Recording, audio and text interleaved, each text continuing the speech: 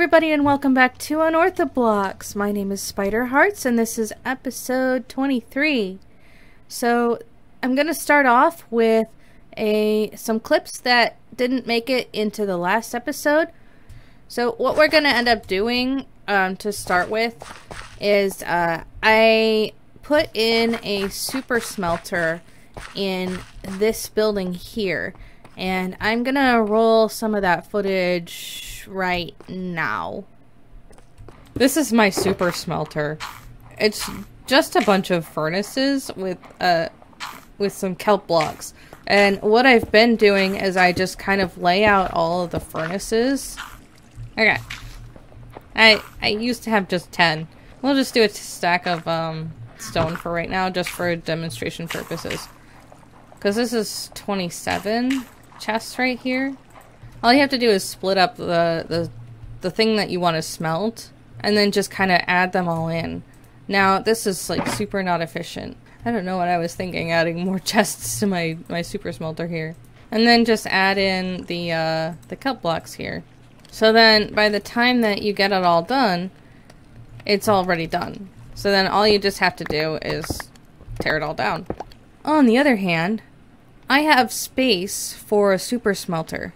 So we added in all this space into these buildings here. So there might be space for a super smelter in here.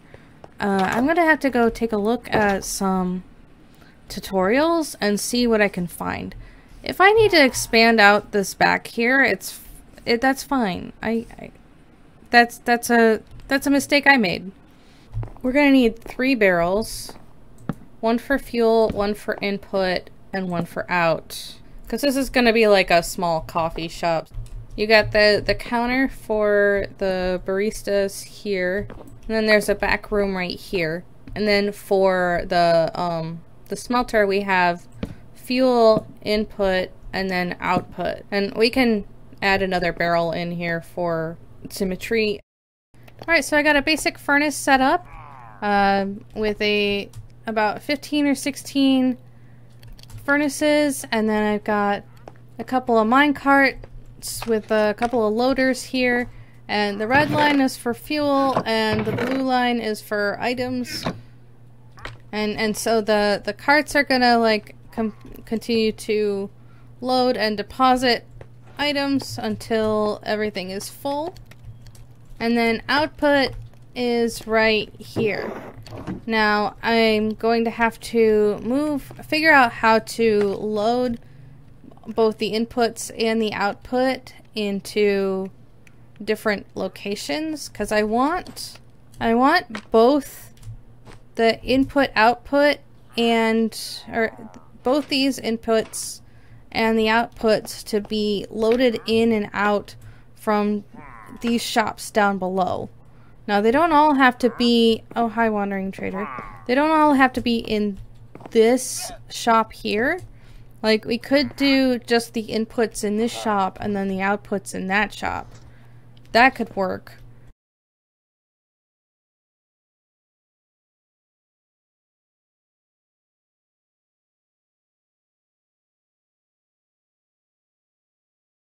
Well, hello there, barista.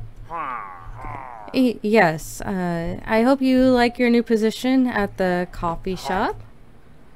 We have this nice little hole-in-the-wall coffee shop with some tables and chairs, and we're going to be using this as the input for our smelting system. So you put your items in here. I know, it's genius, isn't it, barista? You've got your nice brewing stand here, which we can actually use to brew up some stuff. And then the items will start coming in through here.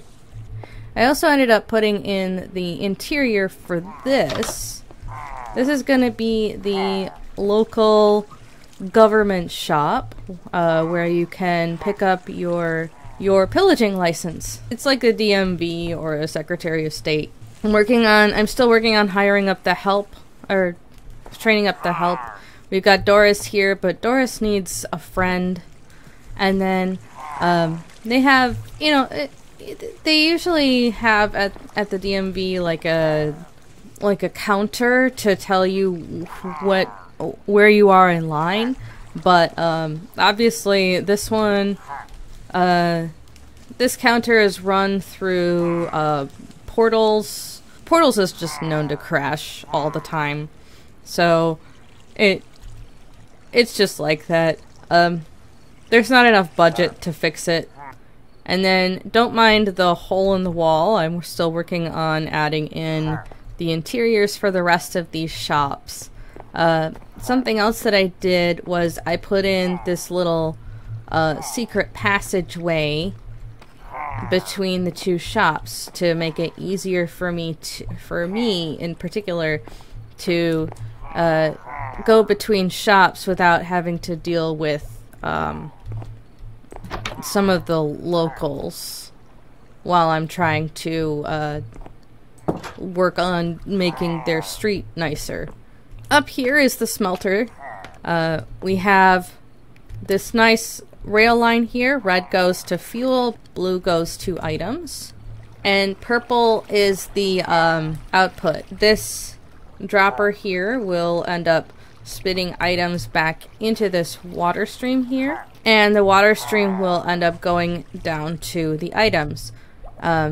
For the input here, this right here is the elevator that goes into the items, and this one is the item elevator that goes into fuel. And this is what the dropper circuit looks like. This is the loader system that will put the items into the circuit. I followed a tutorial on how to make this. It's pretty standard based on what I've found, and it works really well. It locks the hopper minecarts in place until the chests are empty, and then it lets it go. It's a very difficult job being a barista, but keeping track of all of the smelted items and fuel is a very commendable job. So I'm glad that barista here is enjoying their job. For the moss farm, I have worked on setting up an easier way to get everything into place. I can take bone meal from here and put it into this chest here. This chest will send the bone meal into these hoppers here, and those hoppers will load the dispenser dropper here. And then over here we have a lever which will turn the system on and off, and all of those items will go into these top chests here. And if I needed more bone meal, just place all of these items into this top chest here, and there is a composter behind this chest here, and this composter will output into this chest here. It's very handy. So we managed to put together two different farms, and those two different farms, the moss farm and the super smelter, ended up being able to incorporate them into my builds without too much difficulty, and I'm really happy and excited for how that's going to work out later. So that is going to have to be it for today, guys. If you liked the video, please give it a like. If you have any suggestions for me, please leave them in the comments below, and subscribe for more. Have a good one, everybody. Bye!